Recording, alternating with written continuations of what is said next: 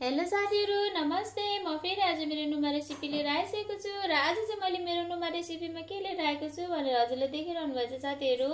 आज चाहिँ साथीहरु मलाई एकदमै चटपटा पिरो के सादेको कुरा खान मन भएको कारणले चाहिँ मैले आज काँक्रा सादेर खान गइरहेको छु र त्यसमा मैले मुला पनि मिसाउन गइरहेको छु साथीहरु। यो चाहिँ मैले सानो ओखलतीमा मैले यसमा नुन राखेको छु र हरियो खोर्सानी राखेको छु, त्यसपछि मैले पुदिनाको पत्ता राखेको छु र अब चाहिँ मैले यसलाई मजाले पिस्न गइरहेको छु साथीहरु।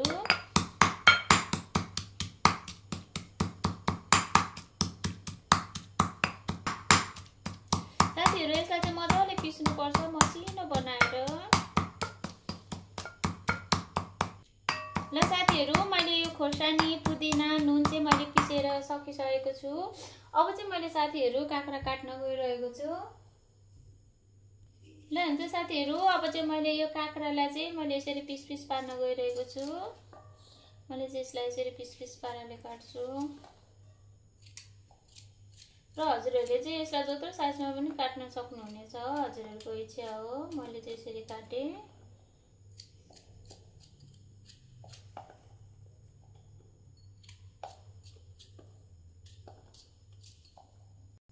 साथीहरु मैले चाहिँ पहिले सबै काँक्राहरु यसरी काट्छु। मैले चाहिँ काँक्रा अलिक धेरै नै साट्न गइरहेको छु साथीहरु, किनभने चाहिँ आज चाहिँ मलाई लास्टै खोइ किन हो साथीहरु पिरो अमिलो खाने बेला भएको कि किन हो नि मलाई चाहिँ लास्टै पिरो अमिलो खाने बेला खान मन लागिरहेछ।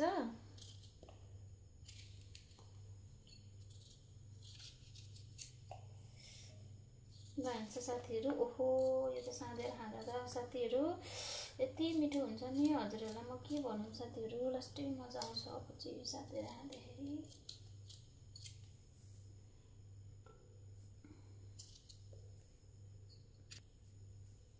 साथीहरु मैले चाहिँ यहाँनिर कति कम्तीमा नि मैले 5-6 वटा काँक्रा काटिसक्यो होला साथीहरु। हुन्छ साथीहरु अब साथीहरु मैले चाहिँ यसमा थोरै हेर्नुस् त यो सानो मुला पनि मिसाउन गइरहेको छु। मुला पनि साथीहरु यसरी सातेर खाँदाखेरि एकदमै मिठो हुन्छ।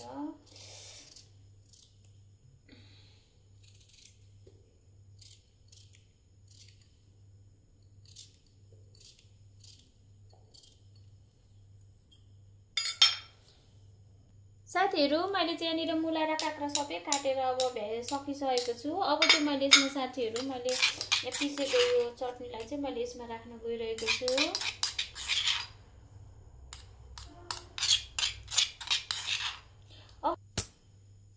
त्यसपछि साथीहरु मैले यहाँनिर यसरी कागती यसरी यहाँनिर राख्न गइरहेको छु। कागतीको रस चाहिँ हजुरहरुलाई कतिको अमिलो खानु मन लाग्छ त्यो अनुसारले हजुरहरुले राख्न सक्नुहुनेछ।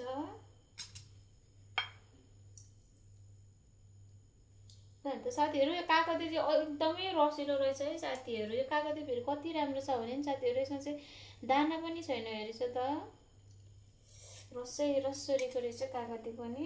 अब चाहिँ नेक्स्ट साथीहरु मैले यसमा अब चाहिँ मैले थोरै चाट मसला राख्न गइरहेको छु।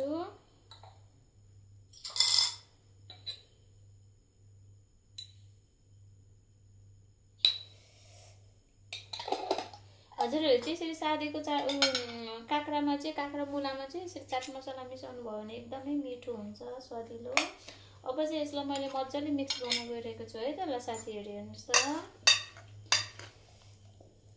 यसलाई चाहिँ अब हामीले सबैतिर खोर्सानी मजाले मिक्स हुने गरेर सार्नुपर्छ, यसरी चलाउनु पर्छ। त साथीहरु अब चाहिँ मैले यो काँक्रालाई चाहिँ मुलाले मजाले नुन खोर्सानीसँग उयो पिसे चटनीसँग मजाले चलाइसकेको छु, मजाले मिक्स गरिसकेको छु। ओहो साथीहरु मेरो त मुखमा पानी आइसक्यो। वाउ मग यो पुदिनाको बास्ना चाहिँ यति मिठो छ नि साथीहरु, कस्तो मगमग बसिरहेछ। अब चाहिँ साथीहरु म यो बाउलमा चाहिँ सेतो बाउलमा चाहिँ मैले अब सर्भ गर्न गइरहेको छु। अब चाहिँ यो काँक्रा र मुला सादिएर रेडी भइसकेको छ। अब चाहिँ म यसलाई खान गइरहेको छु है साथीहरु, हजुरलाई सर्भ गरेर देखाउँदैछु। ल हुन्छ साथीहरु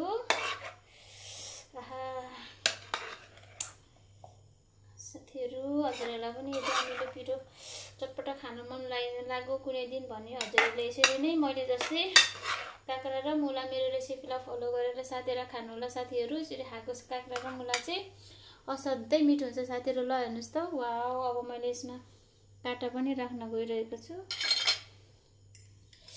ल हेर्नुस् त साथीहरु, अब चाहिँ मेरो काँक्रा र मुला साथीहरु रेडी भइसकेको छ। अब चाहिँ म यसलाई खान गइरहेको छु साथीहरु।